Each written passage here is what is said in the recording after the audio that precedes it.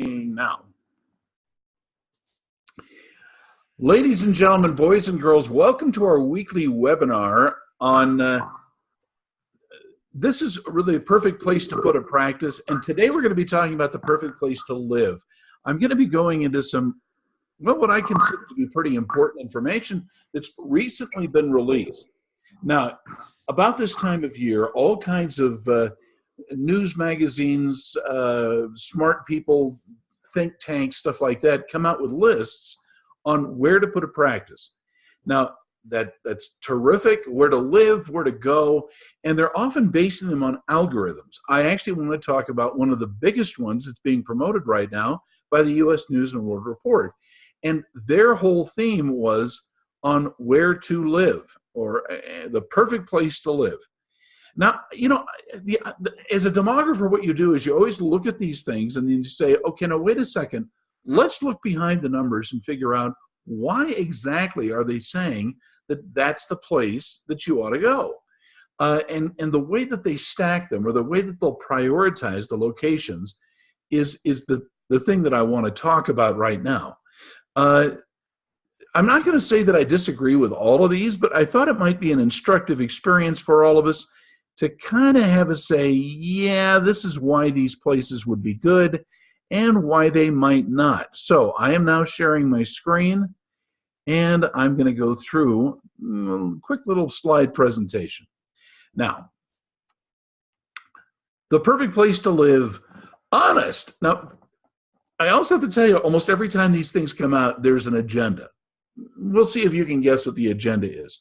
The best places lists are coming out, so let's talk about what's behind them. Now, here's the methodology for the U.S. News and World Report. Time Magazine, by the way, National Geographic. Well, I won't go into all of them, but there's lots of these. See, here's what they did, is they took, an index is always figured as 100.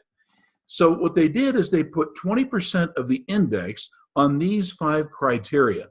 The job index, 20%, value index, 25%, quality of life index, 30%, desirability index, 15%, and the net migration index, 10%. And that adds up to 100. Now, what you might be interested to know is the definition of these. Now, the job index, for example, is calculated on 2 things. One is how hard is it to get a job, and the other thing is how much money will you get paid. At 20%, that's 1/5 of the whole thing comes out, and you say, I wonder why these cities, and I'm going to list what they are, came out so well, and it often comes down to the job index. Not specifically how easy it is to find a job, but how much jobs will pay. You'll see what I mean when I get there. The value index is a little bit of a subjective thing in which they try to say, okay, 25% of the whole thing is how much value do you get in your home? And you can figure how much of your income would go into the place that you live, or how much is your life going to be, and that's, you know, the cost of living, and that's what they call the value index. But again, it gets skewed just a little bit, and so as you'll see, sometimes the value index is a little bit crazy. Stick with me. The quality of life index is perhaps the most subjective thing of all. So here's what they did, is they asked people throughout the United States, about 1,000 of them, and they said, where do you think is the best place in terms of how quality of life is considered? What's the best place subjectively to live? And so these are people who don't necessarily live in the location, who are saying, oh, you know, it'd be so great as if I could live there. And so you get this quality of life number. But remember, this is a 30%. This is a lot, the heaviest thing of all. But it is entirely subjective for people not living in the site. Then the desirability index, and that is people who do live in the site. They said, how happy are you to live in the area that you're living in? And so they score these things. Now, you can imagine people who live in a place that, well, they're really happy with where they are. They usually don't participate in these surveys. They're usually young people who are trying to find a place to live and to practice. Now, the net migration is objective. And what they've done is they say, where are people moving to and where are people moving from? And so they'll provide a score. But it is, in fact, the lowest in fact, of all the percentages. So that's how they came up with this net migration index. Now, going along with this, can you imagine where the places are that people are going to say, these are the best places to live in the United States right now? And here's a couple of things that you might want to know. Because when we do these surveys, and by the way, we're doing them too, we're putting together a survey to show you what places in the United States are those that have the most attractiveness. We're going to be launching this in a couple of weeks. We'll tell you, in other words, places that we think have the best opportunity to practice. We're also going to tell you the places that have the kiss of death, where you should not go. I know, it's a little subjective as well, and maybe a little snarky. Hey, come on. If you're watching this, you're a little snarky anyway, aren't you? Come on. You know that Mike Green is snarky, aren't you, Mike? Yeah, all right. Now, anyway, here's the thing that I kind of find interesting that they almost never put down. Opportunities for children and families. Some of the places you're going to find are absolutely terrible to move with a family, or particularly with children.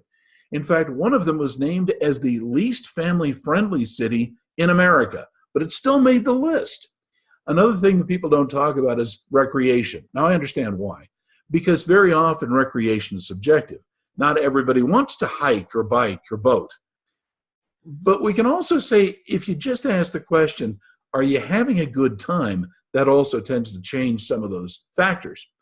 Education, not only education for how good the schools are, but how much education residents have. I'm kind of on a kick right now as we're doing analysis of where to put a practice, and we're finding that those places that have the most educated people, or the people with most educational attainment over the age of 25, are very often proving to be the best, most profitable patients in just about every healthcare profession, including veterinary, by the way. The other thing that we're finding is, how hard is it to start up a business in those places? They don't bring those up. I kind of like to put those down because many people, especially in professional practice, are thinking, I need to figure where we're going to go to be able to start a new practice. Or if I'm buying a practice, you still have to evaluate the site as though it's a startup. Just because another doctor's been successful there doesn't mean you're going to have an easy time as you revive and energize that business. Crime rates count.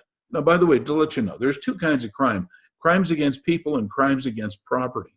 Crimes against people are the ones that everybody sort of freaks out about. And that, by the way, is why cities like Chicago and Baltimore almost never make it on the list. And then the other thing almost no one ever talks about is tax burden. There are some places that the tax burden is so high, like 40% of income of a business goes to paying a tax burden. That makes it kind of hard to practice and get into. So I'm just saying, these are some of the things, the 5 factors that I wish, or probably 6 factors, that I wish they would bring in when they're doing these analyses, but you're almost never going to see. You will when we do our list. So let me move on. These are the top 20 places in the United States that they say you should live, based upon the criteria. Now, I'm going to start off by saying the first 5, I have a hard time disagreeing with. Austin is a lovely place to go. Little pricey right now, getting expensive, but as far as the opportunity and the likelihood of success, it's very good. Denver, little crowded for most professional practices, so that's a bit of a problem. But anyway, just to let you know, the idea that Denver has some potential as far as how people are rating it, they usually rate it higher than they're actually demonstrating how they respond. But Colorado Springs, terrific. By the way, can I just have everybody check out there to see if your microphone is muted? Because we're hearing some interesting little funky things. So going on, Fayetteville, Arkansas, believe it or not, has actually come up in a lot of ratings. People are saying, man, this is great. Fayetteville has surprised everyone because of income and quality of life and affordability. So I got it. Des Moines, Iowa is also a sleeper. It's come up and is doing very well. But let's look at the next few cities that came up, and I'll kind of make my point. If you look at Minneapolis St Paul, And by the way, I have been to the Twin Cities. It can be just miserable. And I'm not saying all year long, but certainly during the winter, boy, you hear everybody whine. But the tax burdens and the cost of housing and the cost of living in Minneapolis is high. And as far as Minnesota, which is usually considered a pretty good place to go, it's a challenge. But then we get to San Francisco. And I have the question, what were they thinking? San Francisco has been named as the #1 least family-friendly place in America.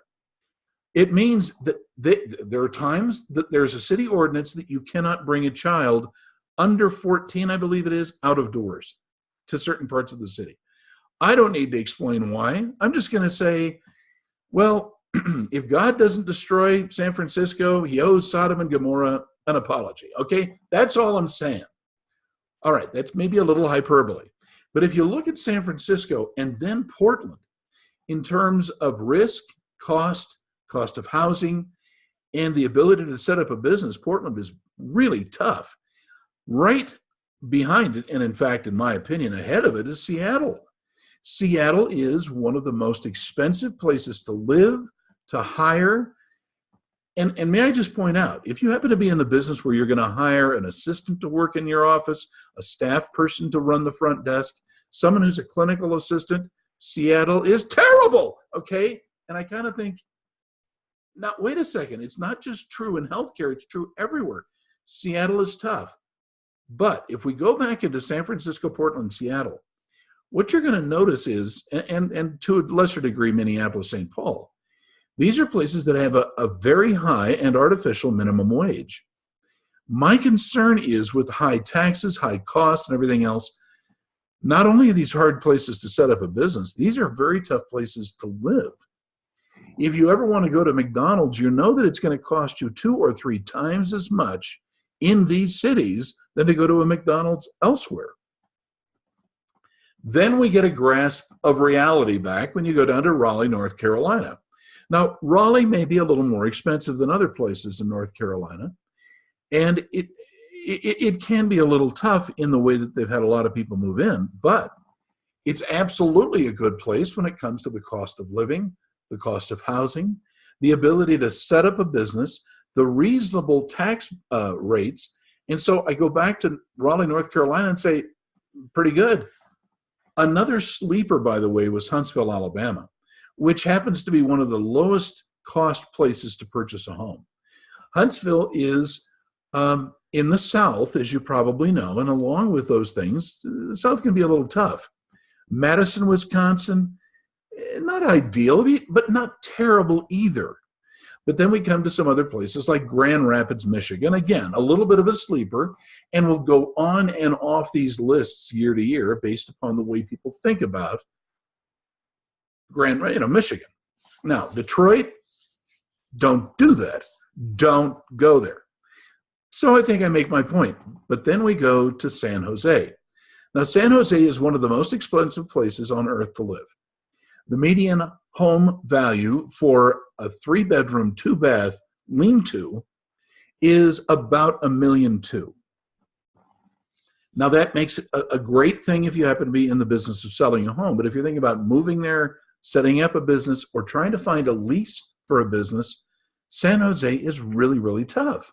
Now, I'm not trying to say I just like San Jose. I mean, it's a nice enough place. But if you're talking about where to advise people to go and where to live, it just doesn't make sense. Now, Nashville, again, you go from one extreme to the other. Nashville's great. I love Nashville. I love the north part of Nashville and the northwestern part of the state. I'm liking the east and the south part of Tennessee as well. Asheville, North Carolina, the same thing. You know that Boise, Idaho has been named as one of the fastest growing cities in America. One reason why it's done so well is because it's not in Washington state. People have left Boise and they're kind of, left not Boise, but they're going to Boise because other places within the region, specifically Seattle, are really tough. And those places, even in eastern Washington, are proving to be very expensive. By the way, little thing, it's not so much Boise as Eagle and Nampa And those are the surrounding areas that are showing really their colors. They're pretty good. Sarasota, Florida, again, popped up on this list, but not surprisingly, because Sarasota has got a nice number of people moving in, beautiful weather, very inexpensive place to live, a low tax rate, and I'm saying, yeah, pretty darn good. And then somebody put on Washington, D.C.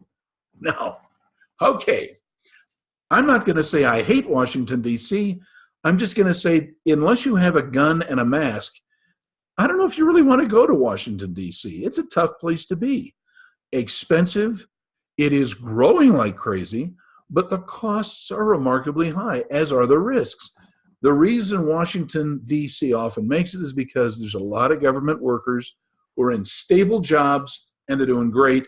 But Charlotte, North Carolina, pretty darn good. I like it. Now, I think you see what I'm saying here. Even though these are all in a top 20 list, they're not equal in risk. And that's what we're really talking about here. The risks associated with these places makes the difference.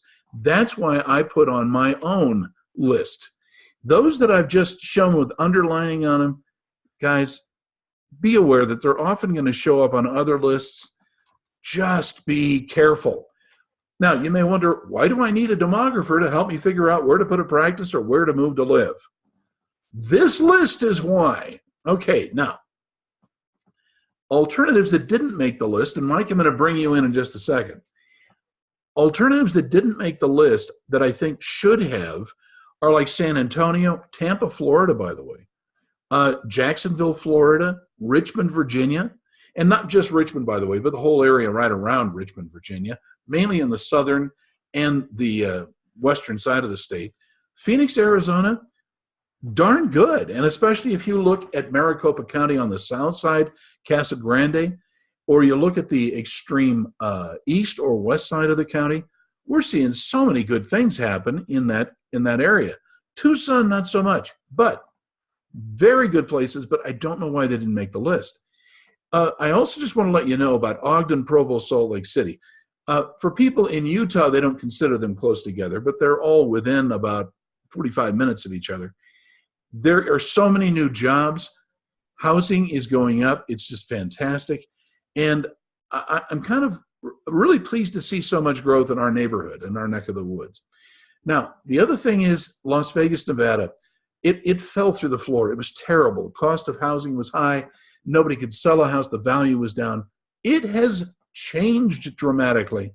And I'm going to tell you, a lot of people are looking at Las Vegas and loving it. Now, I just want you to rethink your list and your priorities. And here are some things that I just want you to put on your list. The first thing you have to look at is, where can I be licensed? Because some locations, and I love Hawaii. Who doesn't love Hawaii? Can't get a license there. Delaware, really tough. Other states that show up are just hard. And therefore, you have to start off with, where am I not going to have to be running uphill?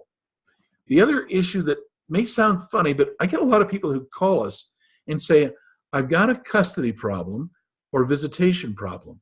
My spouse has to get a job and can't live here. So children and spouse issues have to take priority over what everybody else thinks is a popular place to go. So we got to put that up there as one of those priorities that may not be true for everybody, but may be really true for you. The other thing is transportation accessibility. And I'll put that kind of as a companion to the children and spouse issues. Because if you can't get to where you need to be, it is going to be a rough place to live.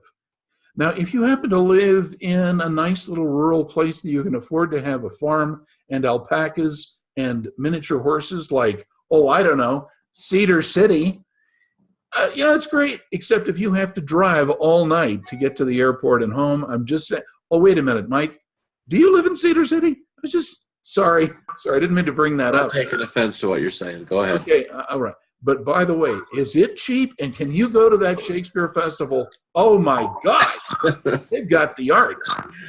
The other thing is housing type. Some people want to have a big house or not pay much for a house, or they don't care.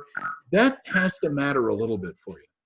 The recreation lifestyles, I get a lot of people who are calling and saying, I want to move. I don't want to be here anymore. My wife is unhappy. My husband's unhappy. My kids hate it. It's often because of recreation and lifestyle. Now, when I say lifestyle, I want to use that in a very loose term.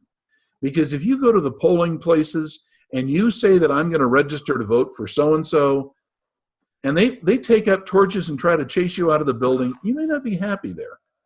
And I'm going to tell you the truth, it's becoming more and more common that people will say, they don't like me here.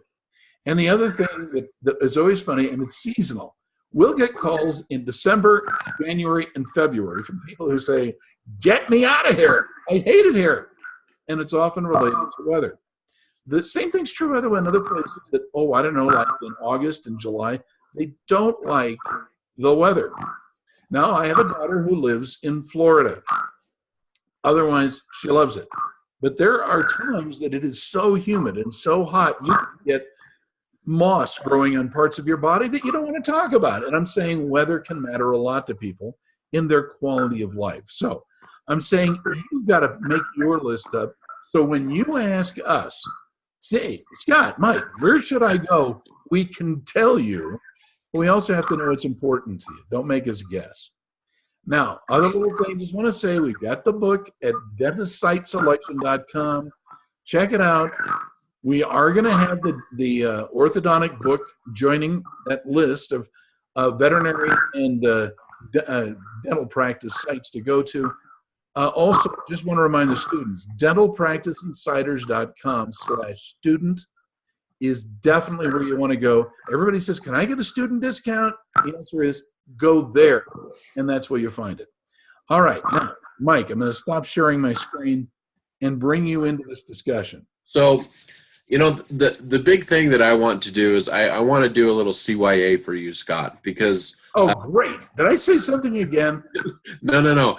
I've done this with you now for several years, and okay. Whenever we start talking lists, and especially when we do our best sites and our kiss of death areas, you always get into a lot of trouble. You always get a bunch of people mad at you. And so I'm gonna help you out this year, Scott.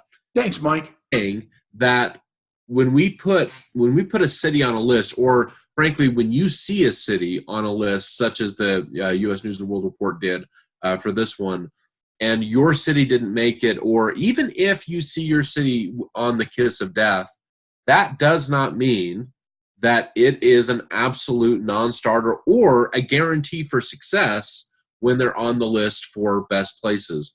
I really like that last section that you talked about in your presentation, because they're kind of intangibles, right? They're the things that happen or may be really significant to you as a professional, such as when you talked about, you might have some political affiliation or passionate about one thing or the next that does not match your community. And it's one thing to live in an area where you don't feel accepted and maybe your family doesn't fit in and all those things. But it's a whole nother thing when you're a professional and trying to convince those people to come to you. If you are the doctor that is very red in a very blue area, or vice versa, that word is probably going to get around, and that may affect, and again, I'm looking at it from a marketing perspective, that may affect your success in that area, regardless of how good of a clinician you are. That's just how people think and how they work. And so don't be so surprised or offended by that, but it is important that you understand those intangibles, and frankly, probably have a list created of what's going to be important for you. If you like to go up to the mountains and fly fish like I do, then probably living downtown Detroit's not the best place for you to go, because you're going to be miserable. You won't be able to get out of work and do that. And so there are those pieces that are very, very important when you make that list. Now, one of the biggest intangibles that we always talk about that, frankly, can never be measured by either media organizations like U.S. News or World Report or by us, is that if you are from an area, if you're from Hazard, Kentucky, and you grew up there and you loved it there and you know all the people and you have a desire to go back there, my friends, Hazard, Kentucky is never going to make one of these lists. It's never going to make one of these lists. It just isn't. It's a beautiful place. I've been to Hazard. I love it, but it's not going to make one of these lists as the best site ever. However, if you grew up there and half the town shares your last name, then chances are you're going to be able to go there and be quite successful because of that intangible. And so just because one of these lists is on there does not mean that you're going to be successful or not. And that is the other thing, is that sometimes doctors see, oh, Boise, Idaho, it's on this list. Scott's been talking about Boise for 3 years. Maybe we need to really be looking at Boise. And you go to Boise and you find out, wait a second, I wasn't the only one listening to Scott. There's lots of other people listening to Scott too. And so now you find yourself in a competition situation.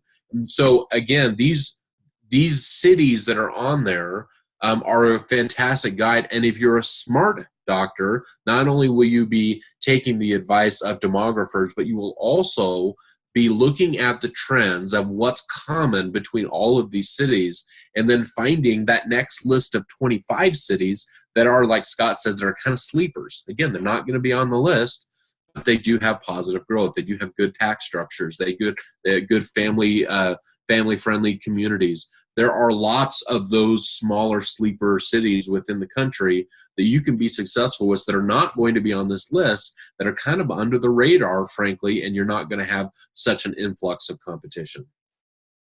Scott, what did I miss? No. Let me pull your bacon out of the fire. No. Yeah. No.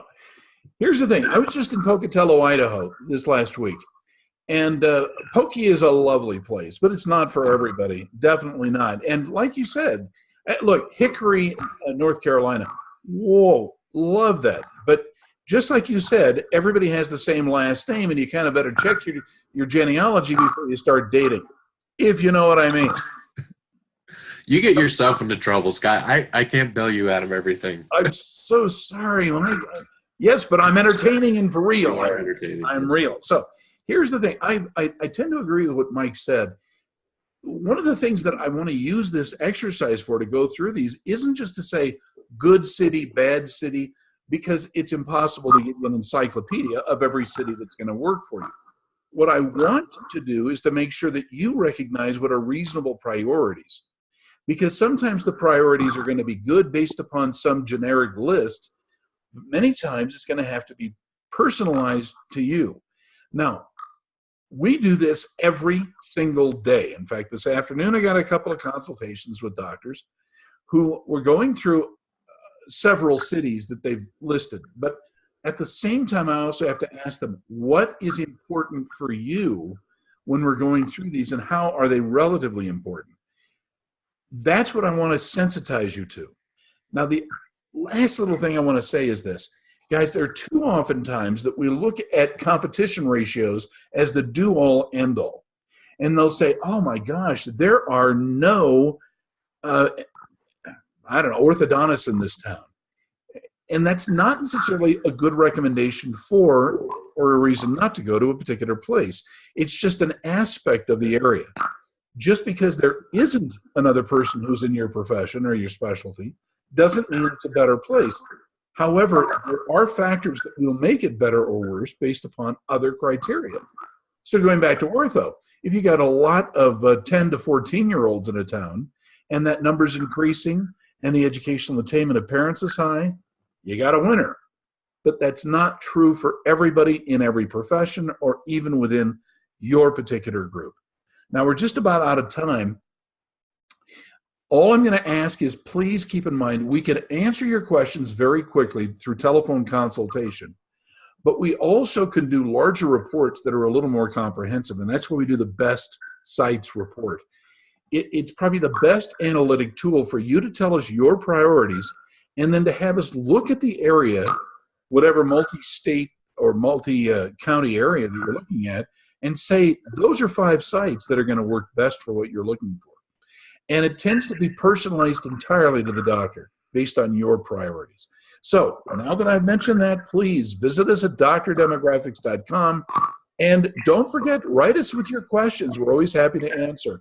Mike, I want to thank you for, as always, being just brilliant and helping to save my Comes naturally. Appreciate it.